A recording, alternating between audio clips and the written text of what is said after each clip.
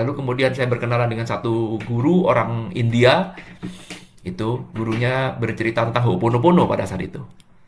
Mm-mm. Ya, ya udah, itu saya mulai mengenal, Pak.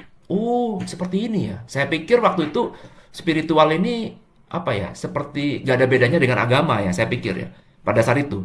Karena saya pikir ini pasti ujung-ujungnya kamu mau mau menjual dogma gitu. Pemikiran saya. Jadi saya datang ke kelas itu udah penuh layer, udah mau penuh layer dan siap berdebat dengan gurunya. Ya udah, tapi udah, yang penting having fun aja lah. Nah, gurunya orang India, Singapura India. Ya udah, akhirnya di kelas ngobrol kok kayaknya cukup oke ya, nggak tahu kenapa. Yang ditanya kenapa ya nggak tahu, mungkin sudah waktunya atau gimana.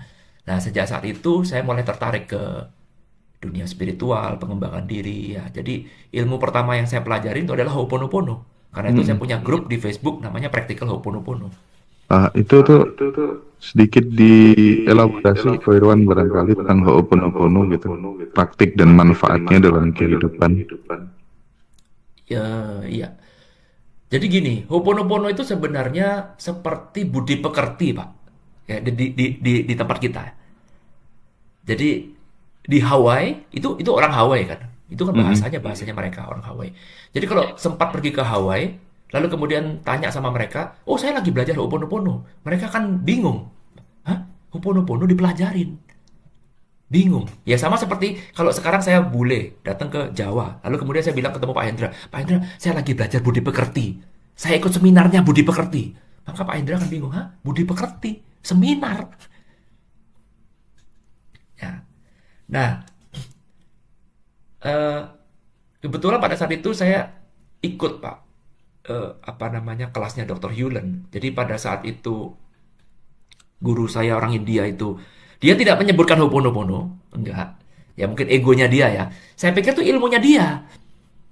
Wah, ini keren ini ajarannya. 4 mantra. Ya, isinya 4 mantra. Satu, I'm sorry, please forgive me, thank you, I love you. Cuma 4 ini, Pak. Hmm.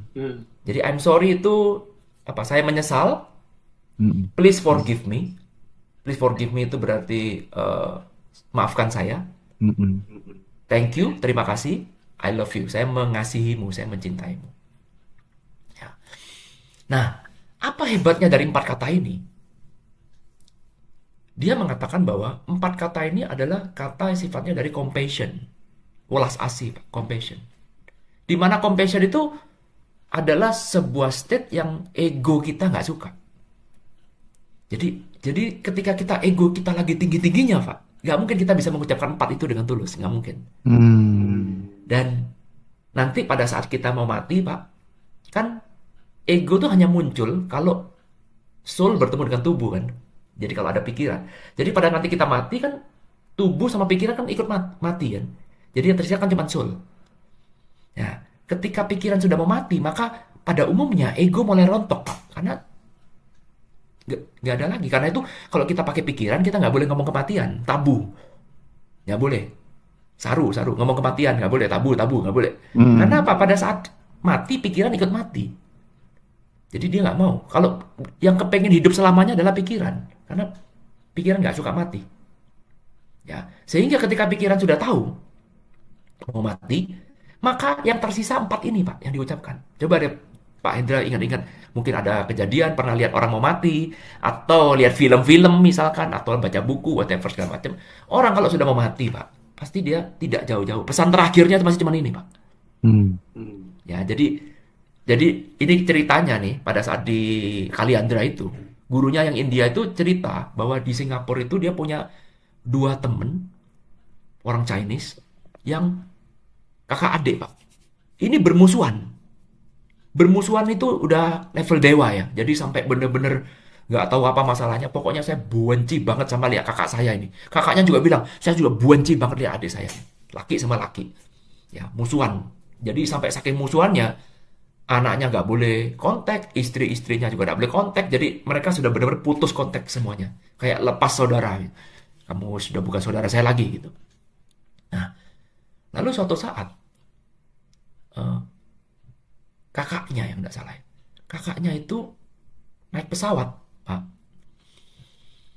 Nah, lalu kemudian pesawatnya ini, ya pas lagi sial ya, ditabrakkan di World Trade Center di Amerika. Dibajak pesawatnya. Nah, itu para pembajaknya itu, dia bilang, 5 menit lagi kita akan nabrak ke gedung ini. Ya. Dan saya nggak main-main, ini beneran. Jadi dia udah tahu kan ini terorisnya benar-benar orang gila. Jadi nggak mungkin dia cuma omon-omon. Ya, jadi dikasih waktu 5 menit untuk telepon orang yang kamu sayangin. Sampaikan pesan terakhirmu. Ya. Nah, si kakaknya ini nomor satu pasti telepon istrinya. Apa yang dikatakan istrinya pada istrinya? 4 ini kan, I love you kan, Hmm. gitu kan. Nah, lalu kemudian karena dia udah mau mati nih. Lalu kemudian dia telepon adiknya, Pak, yang dibenci setengah mati itu. Dia telepon adiknya. Apa yang diomongkan adiknya? Apa yang diomongkan? Ya cuman ini kan. Hmm. I'm sorry, Pak. Please Jadi forgive waktu itu dia me. telepon, ya, dia minta istrinya, istrinya si kakaknya ini yang di pesawat itu, dia minta istrinya untuk cari nomor telepon adiknya, karena dia nggak punya nomor telepon adiknya. Cari. Wah, istrinya sambil nangis-nangis, dia akhirnya ketemu, karena selama ini ternyata dia kontak sama istrinya adiknya. Dia kontak, akhirnya dia teleponnya istrinya. Jadi dia telepon. Nah, lalu kemudian istrinya yang yang si adik itu dia ngasih, ini kakak kamu telepon. Dia kaget, kenapa kakak gua telepon? Kurang ajar gini sama macam. Lalu kemudian di telepon dia angkat, kakaknya nggak ngomong apa-apa, Pak. Sambil nangis kakaknya cuma bilang, Dek, sorry ya, saya minta maaf. Selama ini saya yang salah. Nah, itu adiknya, Pak. Itu lututnya sampai nggak bisa lagi berdiri, lemes langsung. Hmm. Lalu kemudian dia bilang, kamu kemana? Saya pergi ke Amerika. Saya nyusul kamu ke Amerika. Enggak, kamu nggak usah nyusul. Sebentar lagi pesawat ini mau ditabrakin gedung WTC. Boom. Nah, pertanyaannya, kita nggak usah fokus ke ceritanya. Pertanyaannya seperti ini. Kenapa kamu waktu hidup, kok nggak mau minta maaf? Ya kan gitu aja, Pak. Ya kan? Karena memelihara kebencian. Ada kebencian. Nah, kebencian itu disukai oleh pikiran kita. Tapi dia nggak suka pada 4 kata ini. Belas asih, compassion. Ya, jadi inilah yang menjadikan kita manusia seutuhnya sebenarnya 4 kata ini. Kalau kita bisa mengucapkan ini dengan sepenuh hati. Nah, itulah ajaran Ho'oponopono. Jadi Ho'oponopono itu cuma 4 mantra yang sangat sangat sederhana, plus ditambah lagi satu pemikiran 100% responsible. Cuman itu aja, Pak.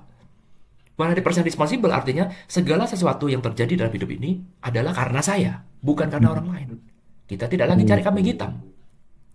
Mau itu ada musibah, mau itu ada bencana, mau itu ada problem, mau itu ada whatever, nasib baik, nasib buruk, semua itu terjadi karena saya. Karena sayalah yang meminta itu.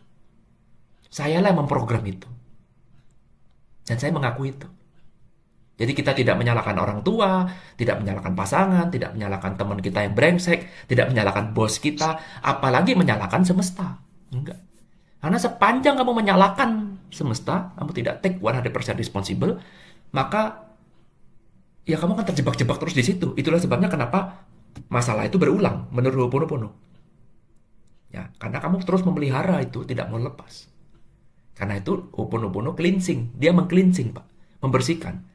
Jadi motifnya seperti ini. Masalah berulang itu sama seperti zaman dulu ya, Pak. Kalau ada MP3, ya zaman dulu kan ada MP3. Nah, MP3 kita pasang di laptop kita setel random. Ya, kalau kita nggak suka lagunya Michael Jackson, misalkan, ya sepanjang kamu punya file Michael Jackson di situ, ya kapan-kapan ya bisa terputar lagi kan? Karena filenya masih ada di situ. Tetapi kalau kamu tidak suka, terus kemudian kamu delete lagunya Michael Jackson, mau MP3-mu mau di random kayak berapa kali pun, ya nggak bakal keluar lagunya Michael Jackson. Jadi pemikirannya adalah, kalau kamu sekarang punya problem, punya masalah, yang kamu hadapin sekarang, itu terjadi karena kamu punya data. Dr. Hewlett bilang, nyebutnya itu data.